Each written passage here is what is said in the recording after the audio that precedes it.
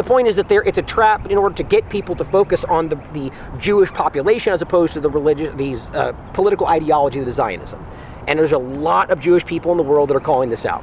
Dan Cohen, for example, is an excellent journalist. He's a Jewish person himself who's been really going after this. But the point is that there are Orthodox Jewish communities that protest in Israel, that protest in the UK, that protest in the United States, who are saying openly that we are Orthodox Jews and Zionism does not represent us. They get beat up by the IDF in Israel every weekend. So you can't just pretend that one is the only thing. But so the bigger picture is about trying to use this to manipulate people into missing the larger reality of what's actually happening. And that is infiltration, that is occupation, that is subversion. And the problem is that it's everywhere. This is not unique to the United States. This is not unique to, I don't, honestly, if you stand back and look at the bigger picture, if you stand back and look at, Bosnia, Rwanda, South Africa, every single one of these provably, unquestionably included the Zionist organization. And we're talking in South Africa, we're talking about apartheid, which is what Israel currently is, ethnic bioweapons, these are all on the record. Bosnia, a genocide, Rwanda, a genocide, both of which they were involved with the group, they armed the groups, they promoted the hatred. It's all on the record. And it's like when I first looked into that, I'm going, like and I always say this, I hate the word anniversary for this, I don't know what else to use, but the anniversary of Rwanda, I looked into that, interested, and I've heard the stories about this, I never really went too deep into it, and it was like the most obvious thing in the world. You barely crack the story open and you're going, yeah, right on the surface of the story. You can see the Zionist entity that's trying to manipulate this. They're saying, oh yeah, what you're dealing with is like us and the Palestinians. It's all documented. And then gave them Uzis and different, the bottom line is you can prove that they were involved with that. Now you can see them committing a genocide today in multiple places, in Syria and Lebanon. And in no way, shape, or form does that represent every Israeli or every Jew in the world. That's the lie. That's the game. There's Israelis and Jewish people at large rising up and calling this out as a genocide. You can prove for left, right, just our government, that's, it's all it really is. There's no partisan binary game. It's really just one government is completely infiltrated by a foreign power. It's unnerving, and it's like, I try very hard not to be alarmist in what we do, but this is alarming. It is a very hard time to live in.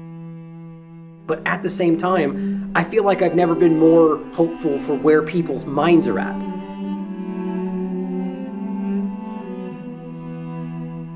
People are listening, they're interested. And that scares a lot of people, I think. A lot of people in powerful positions that need you to be in line with a certain construct, like the two-party illusion, for example. They don't care what answers you find if they've got you asking the wrong questions. In the two-party illusion, the false binary, you're never going to change anything if we can't see past that.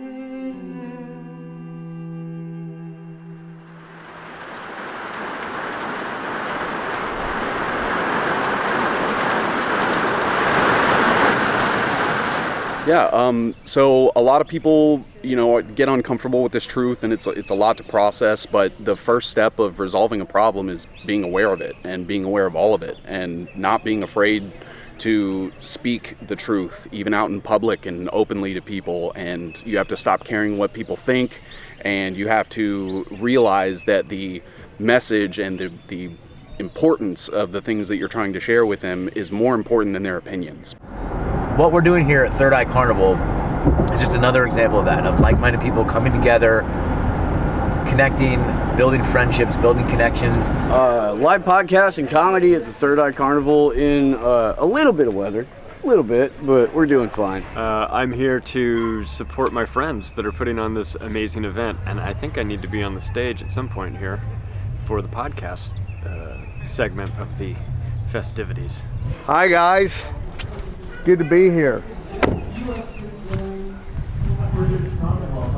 Where am I right now? I don't even know, man. We put him on stage. I didn't know that. I told him just come fucking hang out, and they grabbed and put him on stage. So great to see you, man. How are you? You look good, buddy. You look amazing, brother. Anyways, these fucking Jews. Is that the name of this podcast?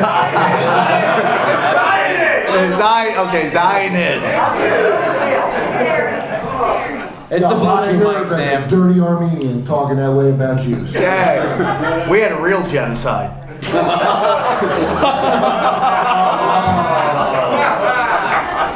No one's recording this, right? We can say whatever you want. When Facebook started to really like clamp down and all the censorship really started kicking off, I don't know how we all got together and we did we just were talking, and then Midnight Mike came up with the name and was like, let's do it. Yeah. And it's one of the best, if not the best conversation on the internet. It's pretty raw and real and no holds barred. Conspiracies were trending on X in Canada today. I mean, everybody's talking about conspiracies. Talked about Bill Clinton going to visit Epstein when he was sitting president. They're all in there together. They're all in there together. Epstein went to Obama's White House 3 times. Important thing might be for people to kind of level up in the complexity of their thinking about how it really works. These companies, these app companies, can detect who you are. So basically, these things are used as a launching pad. That will make people love their servitude. When you're seeing all this censorship, when people are like, oh, well, you know, most doctors agree or this, and it's like, nah, man. Like anxiety skyrocketing, depression skyrocketing, suicidal ideation skyrocketing, like everything's skyrocketing. Hey, let's not start fucking World War III. I mean, they're trying to reverse engineer us into a blockchain-based tyranny. They can fuck around with any of our history and put anything they want on top of it. It's important to think about how much that continues, and they keep us divided. That's all they need, you know? It's goddamn Elon and his military satellites. It's less about the individual and more about the environment. We've been waiting to get canceled any minute. As soon as we change our mentality collectively, then things will start to change. But as long as we allow them to be in charge of us, we're doomed. How do we conduct ourselves with other people? How do we encapsulate this information and get it out to more people while the time is right for it? Because they're trying to extinguish freedom for everyone on this planet forever.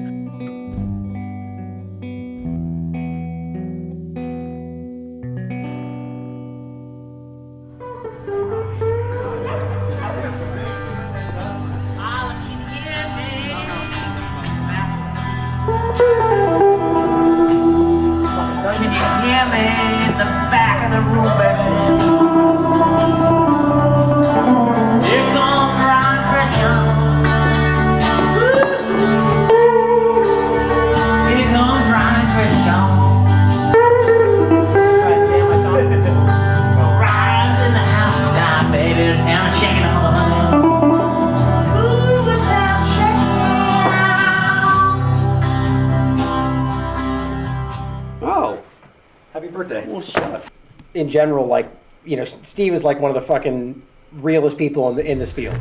And Ryan is the most nightmarishly objective person I know. And like a friend to me, which I find very fucking rare in even my regular life, And this is the first time we're meeting in person, It's just interesting.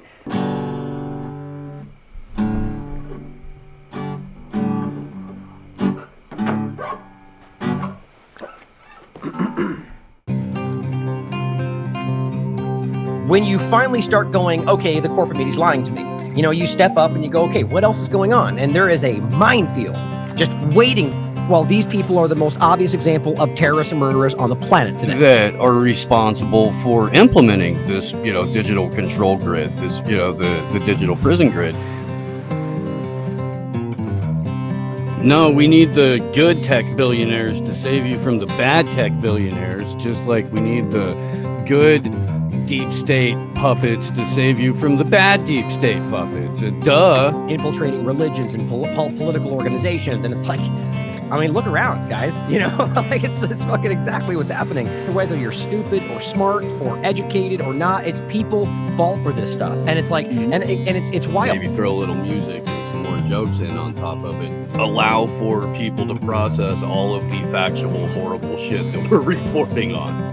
That's why I like them coming on the show. Someone even said that to me at the carnival. They're like, I just like to see you laugh with Steve,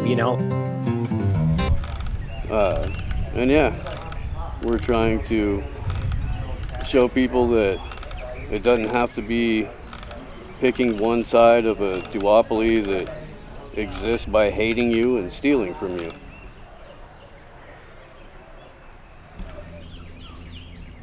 Get puppies. Come here. Oh, I have another one. I mean, this is my love language, Oh. puppies.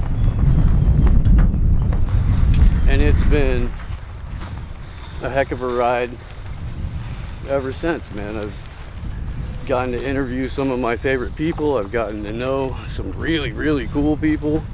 And I've got to understand that the media landscape is basically the junior high cafeteria. And there's a cool kids cable with all the trust fund kids. And then way off in the corner is the people that are having the only real conversations in the building that everybody calls crazy. I sobered up, swore off that stuff forever this time. And the old lovers they sing, thought it'd be me. And you don't have to take the weight of the world's problems on your shoulders. You don't. You can't. You can only do you can only fix what's around you first. So just do that, man. Do that. Have a good attitude about it. Feel safe, make babies. Yeah. Lovely, lovely weapon, sir. Thank you. Grand Theft World is a weekly show where they take current events and then gives you more context to understand what's going on. You know, for people to figure out how things got to where, how and why things got to be the way they are.